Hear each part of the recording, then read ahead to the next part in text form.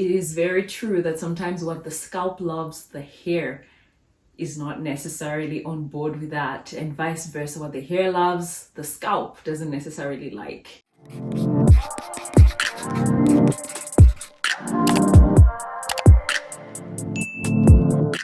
Hey guys, it's Coily Diaries back with another video. In this video, I am discussing the topic length versus health.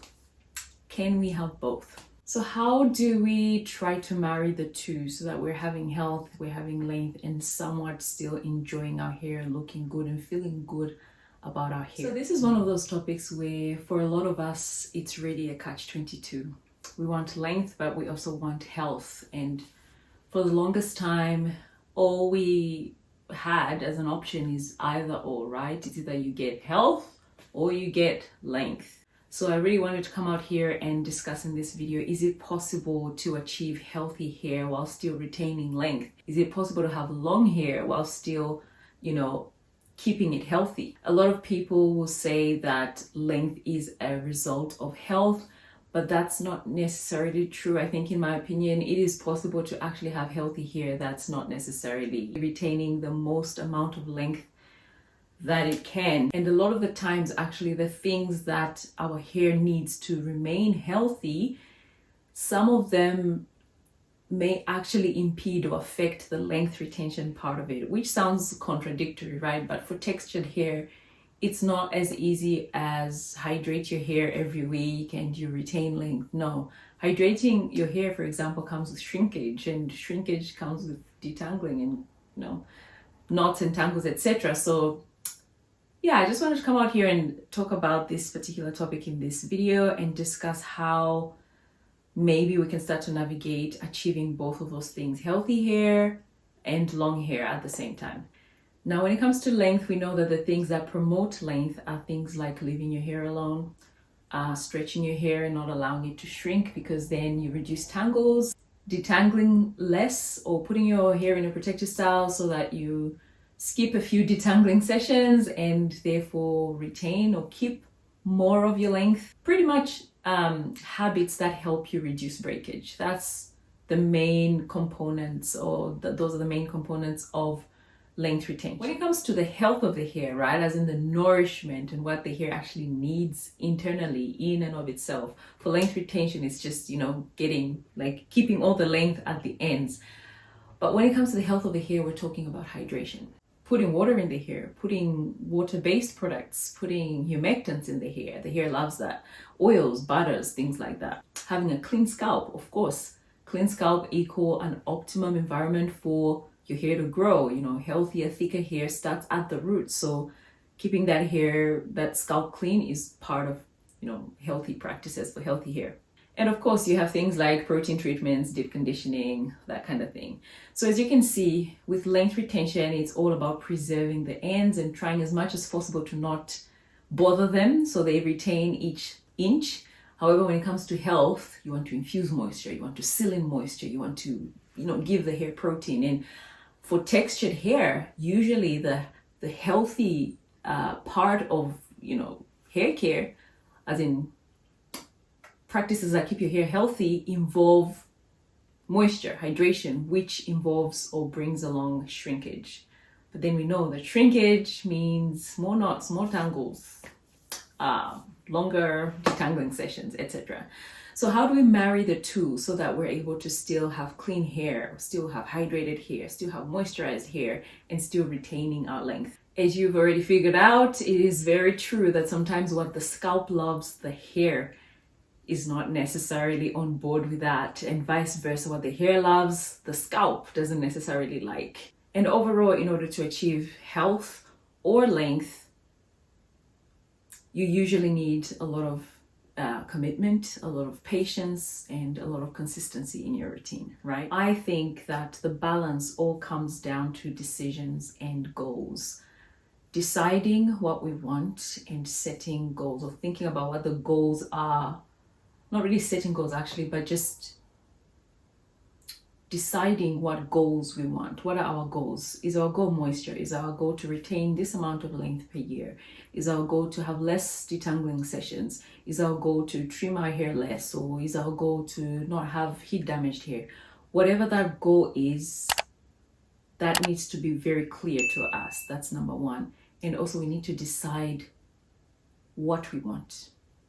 Do we want long hair? Do we want long hair fast? Do we want long hair at a moderate pace, or do we want long hair eventually? If it comes kind of thing. Or do we want health? Health is really important. I don't really care about length, and I want this length of hair. I'm happy with it. I just want to focus on caring for my hair, styling for my hair, etc. This is obviously not to say that you cannot have length and health, but this is to say that a lot of the times we find ourselves either leaning towards one side, and I'm saying rather than putting ourselves in a box where you can't have one without the other, just think about what your goals are. Because once you realize your goals, once you discover, what your decisions are, what you really want out of your hair, then you can start to cross out things that are not necessary and really incorporate and add the things that will be necessary for you to achieve those goals and, decisions that you've made for your hair. It's also important to decide for ourselves, how much time do I want to put in my hair?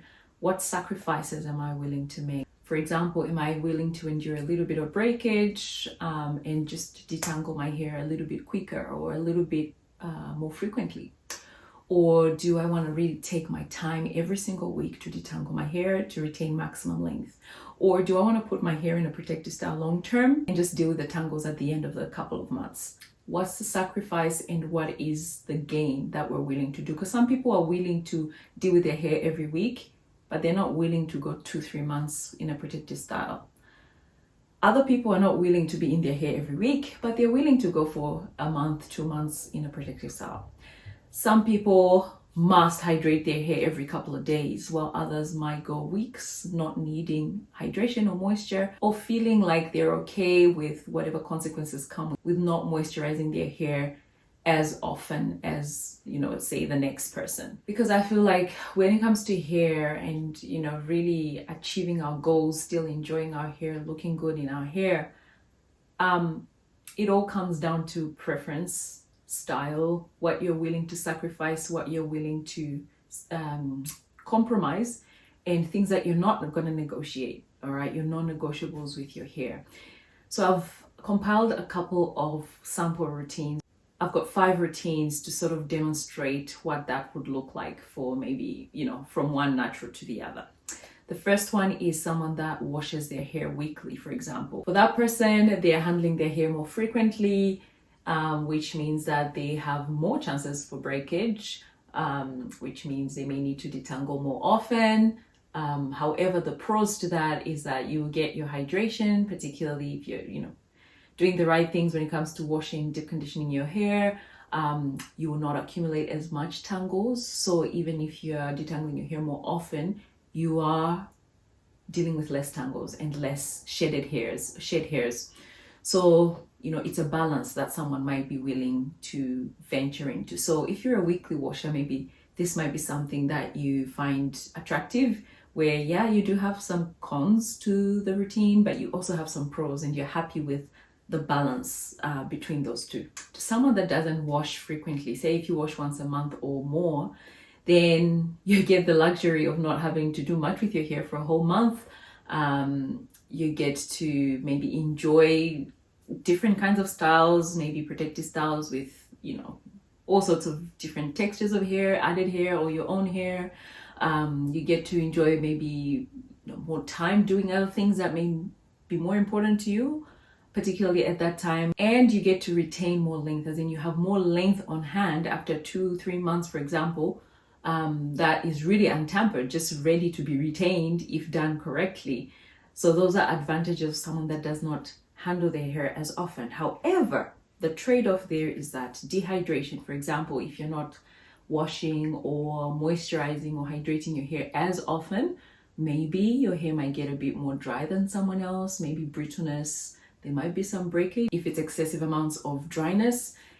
And of course, when it comes to the takedown, if you're going to take down a 2-month, 3-month-old braid, so protective style, then you're likely to deal with more tangles or more shed hairs. So it becomes a more, what's the word, difficult take down and detangle.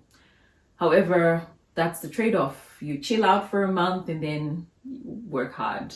Or you work a little bit every week and not have to do this very hard work of detangling really tangled, shed hair filled hair. Another sample routine would be someone that protective styles, for example. So protective styles with your hair, your own hair, versus protective styles with synthetic hair or added hair.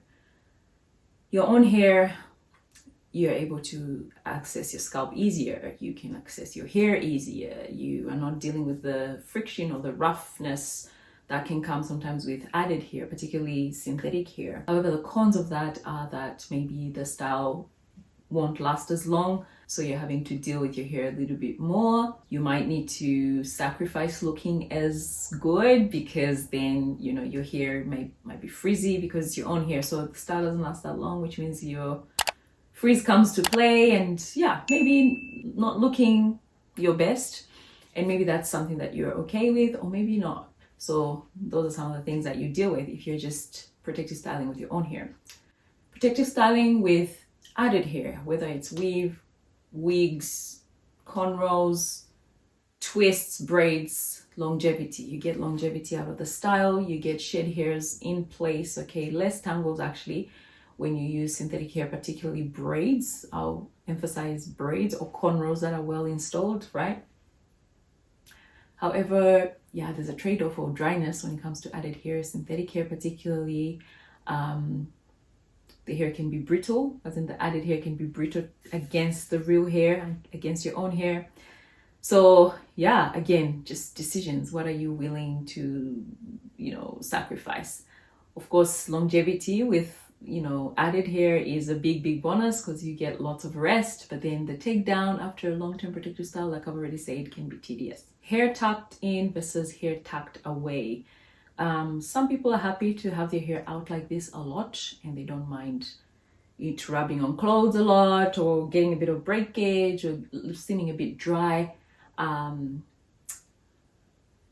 However, they get to enjoy this. They get to enjoy their real hair. They get to enjoy not having to add hair. They get to enjoy feeling hair is so soft, like so soft on the skin. It's very feminine. Maybe their job is one of those that requires them to look a certain way. So yeah, maybe that's you. The sacrifices there is that maybe you won't retain as much length, or you might not retain length as quickly as someone else, or your hair might get a bit more dry, more brittle than the next person. And then you have someone else that likes to style their own hair, but then tucked away in a bun, some kind of updo, but then ends tucked in. So you're not enjoying the flow, you're not enjoying the fullness of your hair, you're not enjoying the length of your hair. Sorry guys, that hair is in my eye. You're not enjoying the length of your hair. However, you're probably going to keep in moisture for longer. If your ends are tucked in, you're probably going to have quite an easy style. You can go with a bun for a week really if it's done quite well, or even 2 weeks depending. I don't know, I don't have much experience with this, but yeah, you might have a more simple, less demanding routine. For example, like the times when I've had my hair like this, each night, if I take the braids out, each night I have to put them back in. So I don't sleep with my hair loose like that. I put braids to keep the hair stretched, to keep the moisture in, etc. And then finally, we have someone that chooses to use heat versus someone who doesn't choose to use heat. If you use heat, then you get stretch. You get to see maybe the length, full length of your hair. You might be able to enjoy your real hair a little bit more. You might be able to enjoy, you know, scooping and spreading sebum and being able to run it down the hair because the hair is a little bit less, you know, it's stretched. So you can actually get oils down a little bit better. So that's an advantage. However, heat, as you know, sometimes if you keep the style like this for too long, the hair can start feeling thirsty because you're not spritzing water because you want to maintain the style.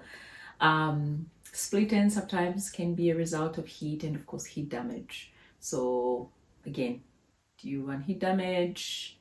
Are you happy with a bit of heat damage and, you know, being able to enjoy your hair a little bit more? Or are you someone that does not want to use any heat at all. And then with that, you get to enjoy being able to hydrate your hair more, moisturize your hair more.